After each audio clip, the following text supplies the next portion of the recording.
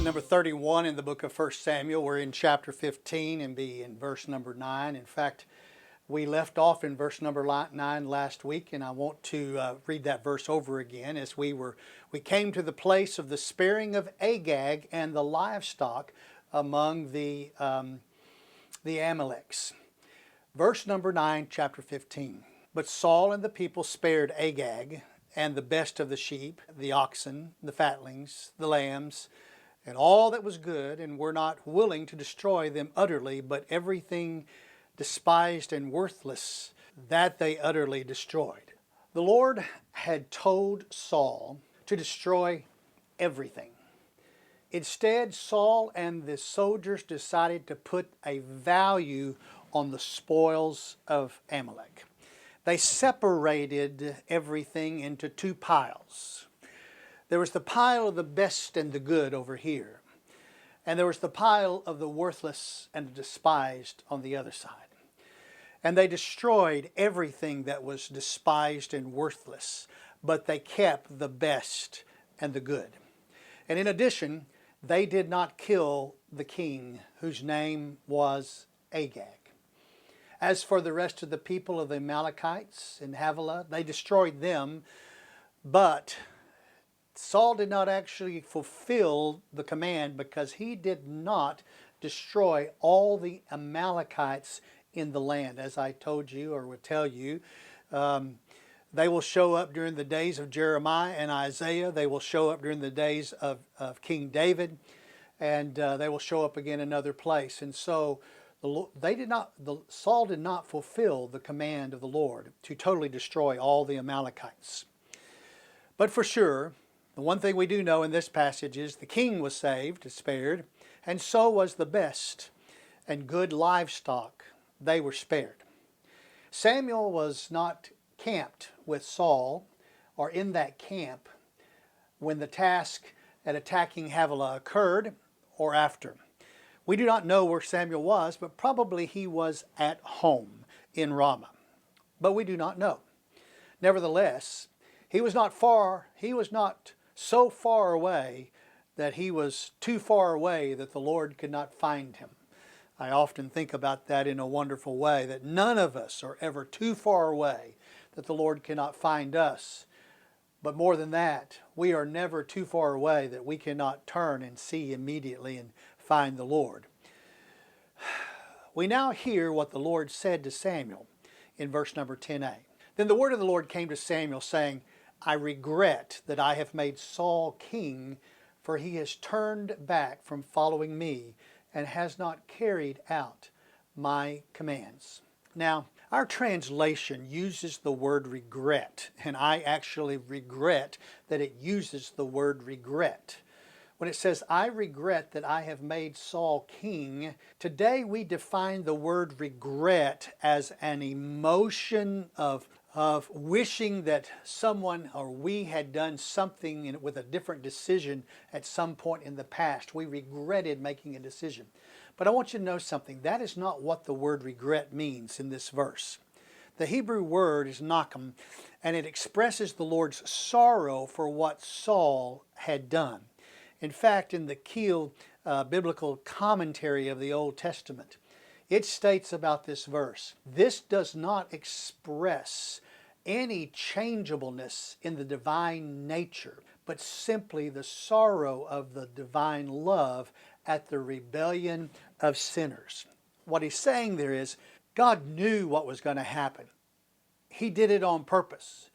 It doesn't change his divine nature that he knew what was going to happen, but it expresses his divine love because he knew that it was going to happen and that Saul was going to disappoint him. Now, when we get down to verse number 29 of this very same chapter, we will hear Samuel prove the point that the Lord does not change his mind about anything and does not need to. When Samuel says in verse 29, he will not lie or change his mind, for he is not a man that he should change his mind. Talking about the Lord. The Lord knew what Saul would do. He knew he would be disappointed by Saul, yet he made him king anyway. The word regret in our English does not express the proper definition for the meaning of the Lord's word regret here in this passage. The Lord is sorry that the king chose to be, the first king of Israel, did not carry out his command, but he knew he was going to be disappointed. Now I want you to understand this. As parents, we know our children. We know their nature. We know the way their minds work. We know how they are going to react and what they're going to do when presented with certain circumstances in life. Human nature is funny. As parents, because we know how our children are wired, we rarely rejoice when they do right. Oh, at the beginning of their lives, we rejoiced when they did right, but as time passed, right became expected and assumed, and we rarely rejoice when our good kids do things right. However, we also know that in this scenario where we could expect to be disappointed by them, we understand that even our good kids are going to disappoint us from time to time. But let me tell you something. When all the stars line up and we know our bad kids, if we've got a kid that's bad, they make wrong decisions over and over and over again, they're going to disappoint us with every one of their wrong decisions. And the disappointment brought sorrow and pain in our hearts. Yes, we knew all along that they would probably respond if faced with certain opportunities and certain facts. We knew how they were going to respond, and we knew they were going to be disappointed. We should not be surprised. We are never really surprised when you really want to think about it, because we know them. We know how they're wired. In fact, if perhaps they had made the right decision when we expected them to make the wrong decision, then we would be surprised. I cannot tell you how many stories I have heard in my office over the last 30 years where parents came in to seek counsel of how to help their wayward children, and their story began with these words: "It did not surprise me, but my child ... Fill in it. A literal translation of the Hebrew of this passage would be better translated like this: I am deeply sorrowful King Saul has turned his back from following my commandments. He knew it. He knew he was going to do it, because that's God. But he's still sorrowful that King Saul turned his back. That statement shows the intent of the Lord better than in most of the English versions. Now, before moving on, let me interject that the Lord told Samuel much more about this whole situation than we know about so far. In fact, we will hear about the rest of the conversation that the Lord had with Samuel when he said to Samuel, when Samuel was probably at his home, say, listen, this is what Saul's done. We're going to read that in verse 16. But for now, we've got to go back to verse 10b. The Lord was deeply sorrowful for that King Saul did not follow his commandments. And the Lord told Samuel, now we come to what Samuel did when the Lord had a conversation with Samuel. Verse 10b. And Samuel was distressed and cried out to the Lord all night. May we say here, the words of the Lord are not always comforting. Now we think of our Bible as being a book of comfort to the soul, presenting words that soothe and heal the soul. And the Bible does do that. However, the Bible is also filled with words from the Lord that are meant to churn us inside, to distress us, to grieve us, and therefore to move us to act appropriately as the Lord directs. In this case, the words of the Lord to Samuel distressed him all night long. I want you to notice that the writer tells us that Samuel cried out to the Lord all night. What did Samuel do? He prayed with the Lord all night. I imagine Samuel could not sleep a wink after he had heard the report about Saul. We come now to what Samuel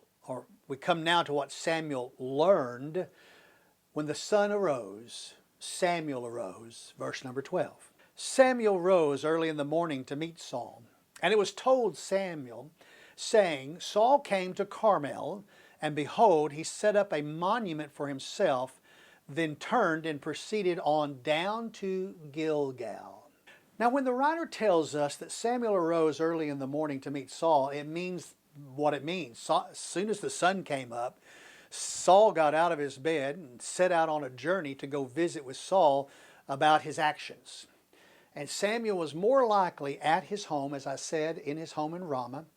And Ramah sat directly on the road from Havilah to Gilgal. Okay? Saul should have passed through Hebron, then Ramah, then on to Gilgal. Here it is on the map. I've got a map for us here, okay? Here's the Nile River. Here's the Jordan River. Here's the Wadi Egypt that we've spoken about. Here's the Suez tributary, the Wadi Suez, that Nebuchadnezzar is going to cut into a big canal. Later on, it's going to be cut into a bigger canal than that goes down the Suez Canal down to the Sea of Suez, which attaches to the Red Sea. The Wadi Egypt tributary goes on over to the Sea of Aqaba, not all the time, only when it's wet. And here we have Beersheba, and right here around Beersheba we have the city of Havilah, somewhere in here in this wilderness of Sur, just on that side of the Wadi Egypt. And here is the way of Sur that goes all the way up, and it goes through Havilah, through Beersheba, on up through Hebron, up through Ramah, and then you can either go straight or you can go over to Gilgal. But Saul did not go that way from right here.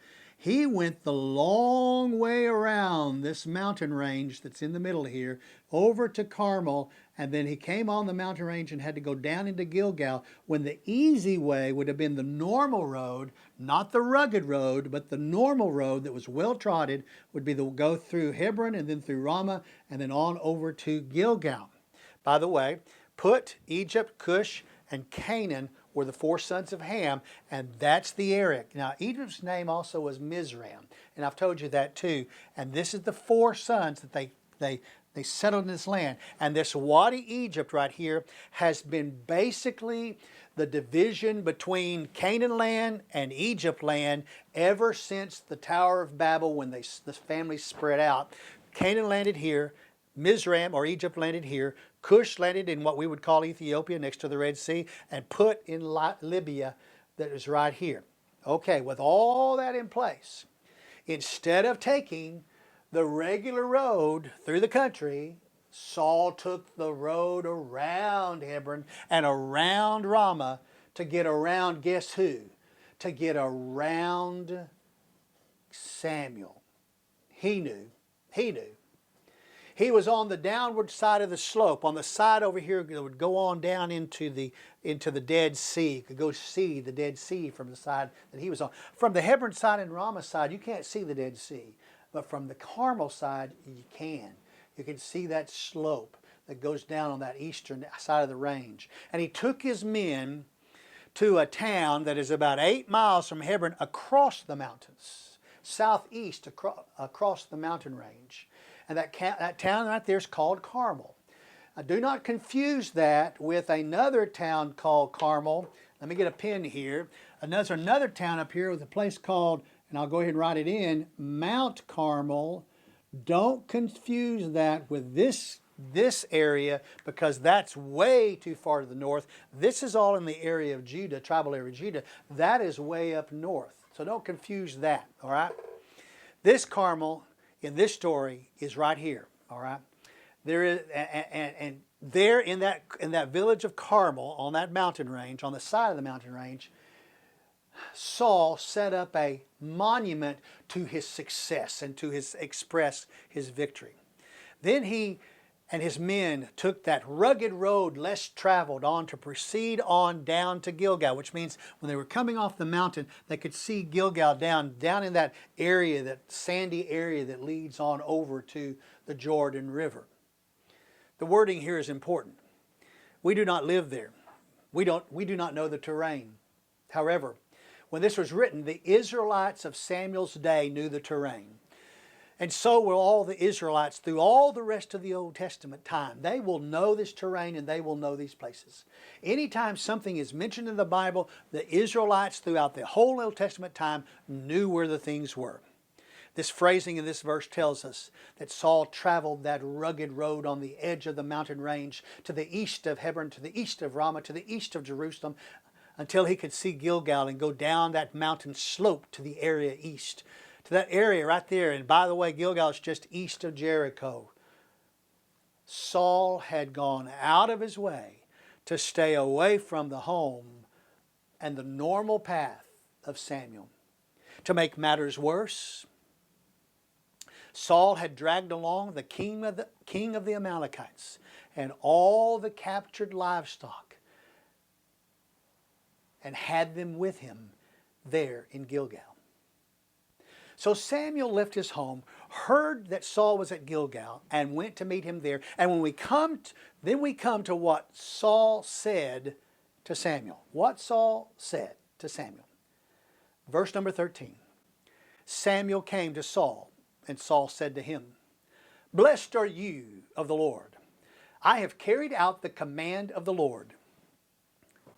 Do you ever sit back and watch the ways of the sinners? Surely almost everybody in here, we know people who are sinners and they just sin, and we watch their ways. And I'm going to tell you, they're no different than what is being transpired and being said right here.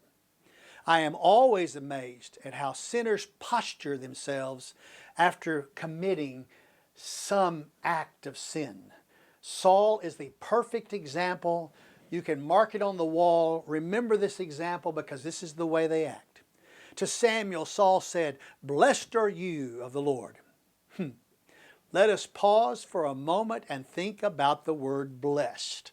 I want to make sure we understand it. Do you know what it means? We use the word blessed or blessings often, but what does it really mean in the Scripture? Where the word blessed has actually two meanings. One meaning is when it's associated with the Lord and what the Lord thinks, and one meaning is what's associated with man and what man thinks. When associated with the Lord, as it is in this verse, it means praised. It is an expression of approval. It's an expression of admiration. It's an expression of gratitude. It is an expression of devotion. All of those words express the meaning behind Saul's words to Samuel, that the Lord approves him. The Lord admires Samuel. The Lord has gratitude for Samuel. The Lord has devotion for Samuel. Okay? Now, all of those words express how the Lord feels about Samuel, and rightly so. Samuel was approved by the Lord. Now, if this was in a different case and it's associated with a man, or how men think, it means happy or favored, okay? Blessed is the man, or meaning happy is the man. Are you blessed? I'm happy. Are you blessed? Are you happy? I'm happy. It has nothing to do with what somebody thinks about you, approval, admiration, gratitude, or devotion. I didn't do that. It's just, are you happy? How do you feel? Are you happy? Are you blessed? I'm blessed. How does this fit with the acts of a sinful man? Sinful men seem to always begin their defense for doing something wrong with, get this, flattery. Saul was flattering Samuel when he said, "Blessed are you of the Lord." Flattery. He's flatterizing Samuel. So after the flattery comes the self-centered statement. Just get ready for it. It happens with all sinners. Saul was flattering Samuel when he said, "Blessed are you of the Lord." Watch out for the flattery, for when the flattery comes, because the next statement contains a lot of new non-truth telling. Okay? It does. Saul did not tell the truth, nor did he carry out the commands of the Lord. I have carried out the command of the Lord. False. Flattery, lie. Samuel was not impressed with Saul's flattery or his statement. Samuel was not moved in his purpose of addressing Saul because of what he heard from Saul's mouth. It did not match what he had heard in the distance already behind him, because he could tell. He was hearing something coming from behind Saul.